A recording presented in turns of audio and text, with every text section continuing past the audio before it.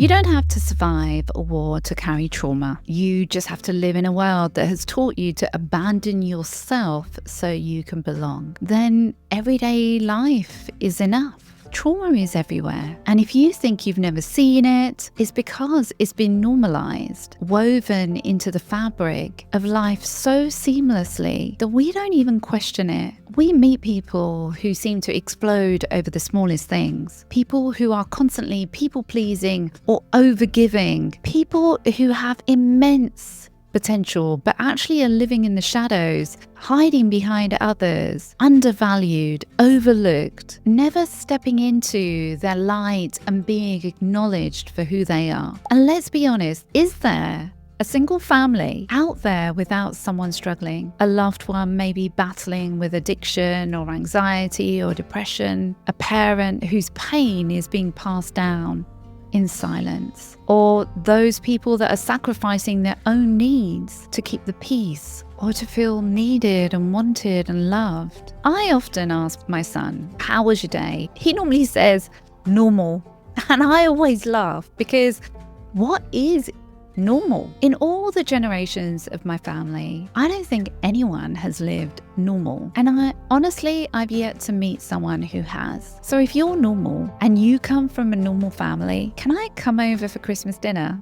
Because I've never been to one. I've never seen one. I haven't seen a normal family. And yet so many of us are chasing that illusion of normal, wondering why we feel so off, so stuck, so upset, so disappointed because we're not living that normal life. I'm Dr. Kaur. I'm a trauma-informed therapist, I'm a scientist, and a former senior executive. But titles aside, I'm a woman who once looked successful on the outside while silently unraveling on the inside. After a traumatic relationship, I couldn't move forward. I completely fell apart and I wasn't able to produce the results that I knew I was capable of. And I needed to understand why, what had happened to me. And that's when I started studying trauma. And what I discovered changed everything in my life. Trauma isn't about what's broken inside of you, what your body had to do so you could survive. But here's the thing, not every therapist, not every friend, not every family,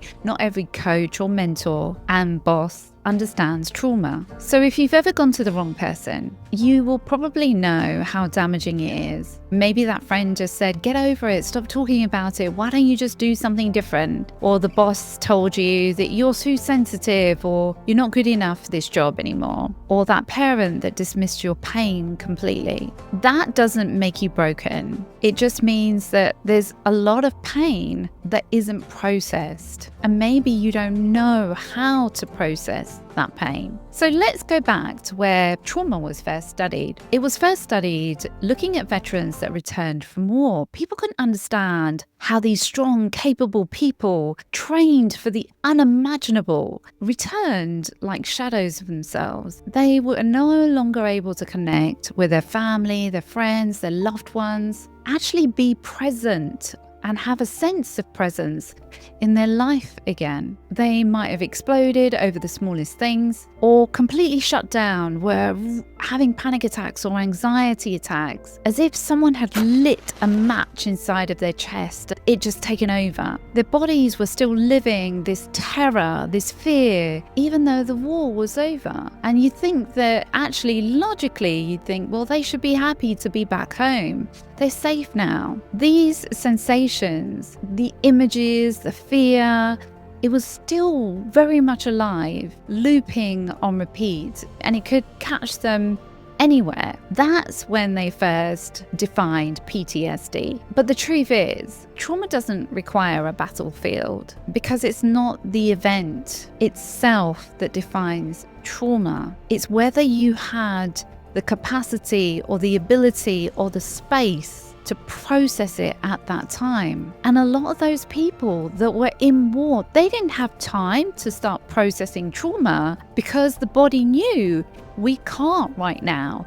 We have to wait until we get to a safe space to be able to process this. Think of a child who went through something really painful, didn't tell anyone, or worse, they did tell someone and it made things even worse. They weren't heard, they weren't seen, they weren't understood. And so they're now carrying that wound, but the additional wound of having to deal with it themselves. And now as an adult, they're still reacting as if the danger is still there. Just like the war veterans outside of the environment of war, that's trauma. It shows up as people pleasing to try and be safe, to try and be seen as good, or as perfectionism, or procrastination, or anxiety, or disassociation, where you're just switched off from where you are, the reality of being in the now. Maybe you're in your head, overthinking. It's that constant voice that says, you're not enough, do something perfect, or you go over everything again and again. And we start to believe, oh, this is just who I am, this is just part of me. But it's not. It's not part of you. It's your body stuck in the past. And it's trying to do its best to protect you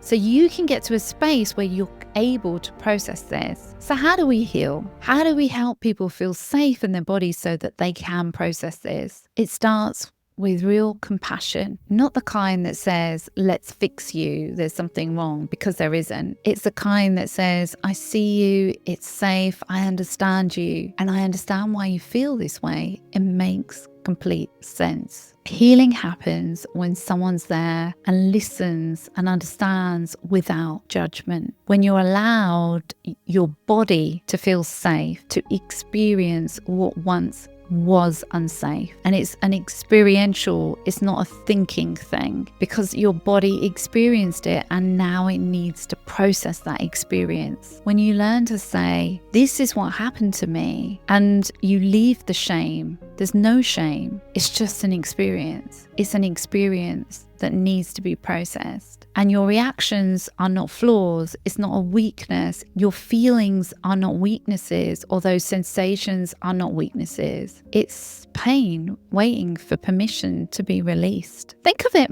as like a computer. When there's too many programs that are running in the background, it crashes, it slows down, or it freezes because it's just too much. It's not processed. And that is exactly the same as what happens with unprocessed trauma. It drains you though. And sometimes you have to pause and process and shut down what's been left open so you can reboot and you can come alive again and feel more energized. Or just like your phone, if you've got too many tabs open, it's just going to drain your battery. It's exactly the same. Most of us are survivors of something, and that really doesn't mean that there's anything wrong with us. There isn't. Just because you've got lots of tabs open doesn't mean there's something wrong with your phone. It means there's something still waiting to be processed, or something needs to be shut down, released. And you're worthy of peace, to be safe, to be seen. You don't have to carry this alone anymore. And to love yourself enough